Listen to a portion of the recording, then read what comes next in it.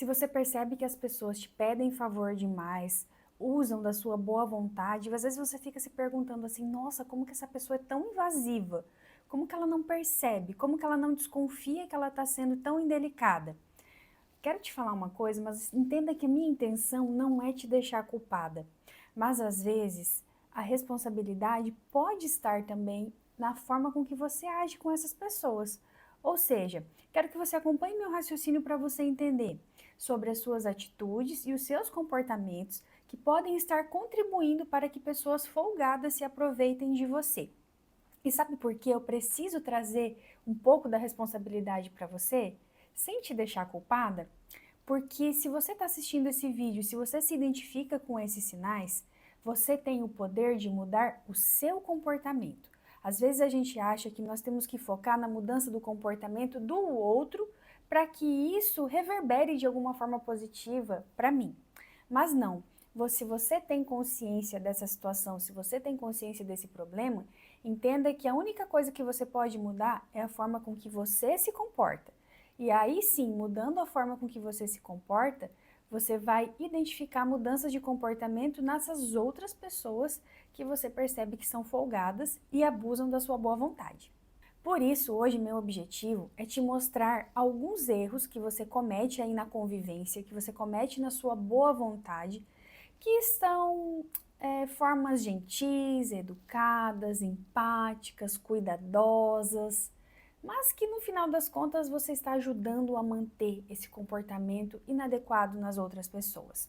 E é como eu sempre falo por aqui, o problema não está no fato de você ser uma pessoa prestativa, de você ser uma pessoa bondosa. A ideia não é te transformar em uma pessoa que seja o contrário disso, mas você precisa entender que tipo de comportamento você alimenta com essa sua boa vontade, com essa sua disponibilidade. E aí, se você espera uma mudança no outro, você precisa entender que alguma mudança precisa partir de você. Uma vez eu estava conversando com uma amiga e ela falou assim, Dani, eu faço de tudo para agradar as pessoas, eu faço de tudo para me relacionar bem com as pessoas, mas eu não entendo como que eu trato elas tão bem e na hora que eu preciso, ninguém me ajuda, ninguém está disponível para mim. E aí eu expliquei para ela que às vezes o problema está no excesso de disponibilidade. Perceba, tudo que nós temos de mais, nós acostumamos com aquilo, nós naturalizamos e deixa até de ser interessante. Nos meus atendimentos eu trago a seguinte situação, imagine uma comida que você gosta muito, uma das suas comidas preferidas. E aí imagine que hoje você vai comer só aquela comida, digamos que sua comida seja churrasco. Então hoje você vai comer só churrasco. Nossa, a pessoa vai falar assim, que maravilhoso, vou comer a minha comida preferida. Mas amanhã tem churrasco de novo. Ah, peraí, né? Talvez eu já estava com vontade de comer alguma outra comida. No terceiro dia, tem churrasco de novo. Uma semana comendo churrasco, 2 semanas comendo churrasco.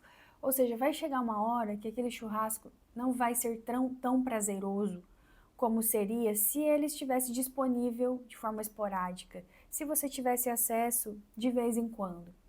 E eu uso essa metáfora para ilustrar essa questão da disponibilidade. Se você é a pessoa que está sempre disponível, você deixa de ser interessante. Por isso que é importante filtrar. Tanto para você poupar um pouco da sua energia, para você ter disponibilidade para tratar as suas questões, para cuidar de você, e também para você não estar 100% disponível, gerando uma falta de respeito, gerando uma falta de consideração, fazendo com que as pessoas simplesmente se acostumem com isso. Vamos agora especificamente para os erros. Erro número 1. Você é aquela pessoa que suaviza as suas necessidades. Então, por exemplo, você tem vontade de dizer não, ou falar que você não consegue atender a pessoa naquele momento, não consegue atender as necessidades dela naquele momento, mas aí, antes de falar, na sua cabeça, na sua mente, você já suaviza aquilo. Talvez eu poderia me esforçar um pouco mais, talvez eu esteja errada, talvez a pessoa esteja precisando mais do que eu. Então veja que se você tem esse tipo de pensamentos, você está suavizando as suas próprias necessidades. E isso está errado, porque em alguns momentos você precisa sim pensar diferente, pensar, poxa, hoje eu estou cansada, hoje eu não dou conta, hoje eu tenho outras prioridades, hoje eu tenho outro planejamento para fazer. Então observe aí se você acaba cometendo esse tipo de erro. Erro número 2, você é aquela pessoa que perde muito tempo tentando se explicar o porquê você não vai conseguir atender. Então, digamos que uma pessoa te pede um favor, aí você fala, olha, hoje eu não vou poder te atender porque eu tenho que levar meu filho na escola e depois da escola eu tenho que passar no mercado, sabe? Isso dá muito trabalho. Aí chegando em casa eu tenho que guardar as compras.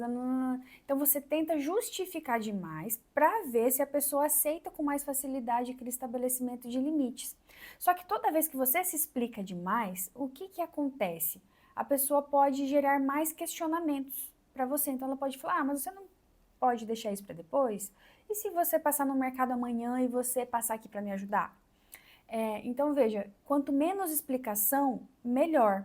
Porque pode ser um erro, sim, o fato de você tentar se justificar demais, porque às vezes na sua cabeça você acha que a pessoa vai entender de um jeito mais fácil, mas na verdade você está dando poder para ela te questionar cada vez mais. Gente, esse próximo erro é um erro que destrói muitos relacionamentos. E é muito comum em relacionamentos conjugais. Você fica esperando que a pessoa adivinhe o que você quer. Você fica esperando que a pessoa perceba quais são as suas necessidades. Vou te dar um exemplo, inclusive, que já aconteceu aqui na minha casa. Então, aqui na minha casa, algumas lâmpadas começaram a queimar, né? Uma casa exige manutenção. E aí, eu fiz um teste, sabendo que ia dar errado, mas eu fiz esse teste, gente. Eu fiquei pensando, deixa eu perceber, deixa eu observar quando meu marido vai perceber que as lâmpadas estão queimadas e talvez ele vai se movimentar para trocar. Em uma área específica aqui da minha casa, onde nós fazemos as refeições, tem várias lâmpadas pequenininhas, então eu tenho mais ou menos 10 lâmpadas pequenas. E aí uma lâmpada queimou, 2, 3, 4, 5 lâmpadas queimaram, o ambiente começou a ficar mais escuro. E ele não percebeu. E ele não percebeu. Então, quanto tempo eu mesma perdi esperando que ele percebesse, me incomodando com aquelas lâmpadas queimadas, quando eu poderia ter chegado e falado assim, olha, perceba, as lâmpadas estão queimando. Vamos nos organizar para trocar essas lâmpadas no próximo final de semana? Olha só, uma comunicação simples, objetiva, já dizendo o problema e dando uma solução. Aí ele falou, nossa, eu não tinha percebido. Vamos trocar final de semana. Trocamos as lâmpadas no final de semana e tudo se resolveu. Então veja, principalmente nós mulheres, como nós temos essa percepção muito aguçada, às vezes a gente acha que a pessoa tem que ter o mesmo tipo de percepção. E se ela não tem, você fica esperando aí eternamente. Então observe isso. O que eu posso comunicar que vai poupar o meu estresse, que eu possa antecipar o meu estresse? Ah, Dani, mas eu tenho a sensação que eu tenho que ficar meio que ensinando a pessoa como fazer. Eu sei que isso gera um incômodo, mas vamos pensar de que forma isso reverte para você, de que forma isso vai diminuir o seu estresse, e aí você vai colocar na balança. Eu ficar esperando eternamente ou eu ir lá e dar uma instrução mais prática, mais objetiva? O que vai me poupar? O que vai trazer menos sofrimento para mim? Próximo erro que acontece muito com pessoas inconvenientes e você acha que isso é uma forma de suavizar. Às vezes a pessoa vem com algumas indiretas, algumas piadinhas, e ao invés de você demonstrar um incômodo, tipo ter uma expressão séria, por exemplo, não responder, ou falar, olha, isso que você falou não gostei. Sabe o que você faz? Você sorri. Esse sorriso, mesmo que seja um sorriso não espontâneo, mas passa a impressão para a pessoa que está tudo bem para você. Então observe isso. Qual que é a mensagem que você está passando para essas pessoas que na verdade você precisaria estar estabelecendo limites? Se você é a pessoa que sorri, fica quieta e fica engolindo sapos, você está transparecendo para ela que está tudo bem. E isso é sim um problema. Próximo erro e muito comum é o famoso medo de desagradar. Eu tenho medo de desagradar. Eu sempre trago isso nas minhas mensagens e é sempre importante reforçar que é normal você desagradar alguém em algum momento. É normal, não ache que você vai agradar todo mundo. Vamos pensar em pessoas muito famosas. Esses dias eu estava pensando, né? Às vezes a gente se cobra tanto por agradar, para que as pessoas gostem da gente. Mas vamos pensar em pessoas famosas, por exemplo. Uma pessoa muito histórica, por exemplo, Jesus Cristo. Não agradou e não agrada até hoje todo mundo.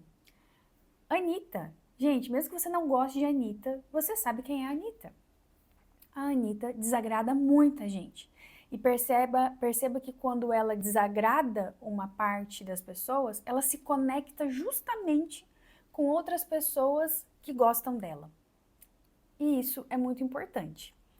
Outra pessoa que está muito em alta na blogueiragem, aí mesmo que você não siga, eu, por exemplo, não sigo ela, mas eu sei tudo o que acontece com ela, porque se eu abro um site, aparece ela. Virgínia, aparece muito para todo mundo. Mesmo que você não siga, você não saiba quem é, você sabe as coisas sobre ela. Ela é amada por muitos e detestada por muitos também. E ainda assim ela tem sucesso. Então observe, se nem essas pessoas públicas, muito conhecidas, muito famosas, muito ricas, com muito sucesso, não agradam todo mundo, gente, não é você que vai agradar. Não é você que vai agradar. Então até que para chegar no ponto que você agrade a maioria das pessoas, você vai pagar um preço muito alto. Então esse medo que você tem de desagradar é um medo de perder as pessoas. Mas veja, se todos os seus relacionamentos se basearem nisso, será que é um relacionamento genuíno? Ou será que as pessoas não estão permanecendo aí só pelos benefícios que ela tem? Porque afinal, é muito legal ter uma pessoa como você na vida, né? Essa pessoa disponível aí, que faz tudo. É muito interessante ter alguém assim por perto.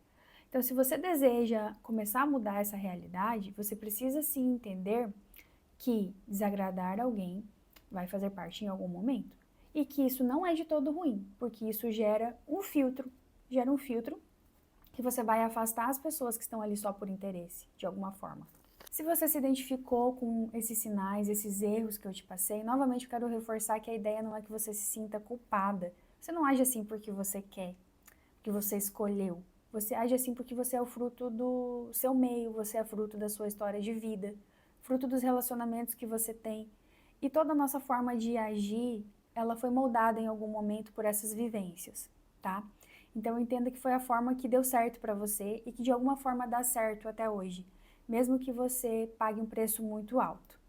E não significa que você tem que viver assim para sempre, né? Existem formas aí de você procurar melhorar e se ajudar e aprender a reagir de uma forma diferente. É uma habilidade possível de ser aprendida, tá bem? Se você ainda não faz parte do meu grupo gratuito de WhatsApp Mulheres que Não Se Anulam, o link está aqui na descrição. Lá eu envio conteúdos exclusivos, dicas, cards, link dos vídeos assim que eu publico e muito mais.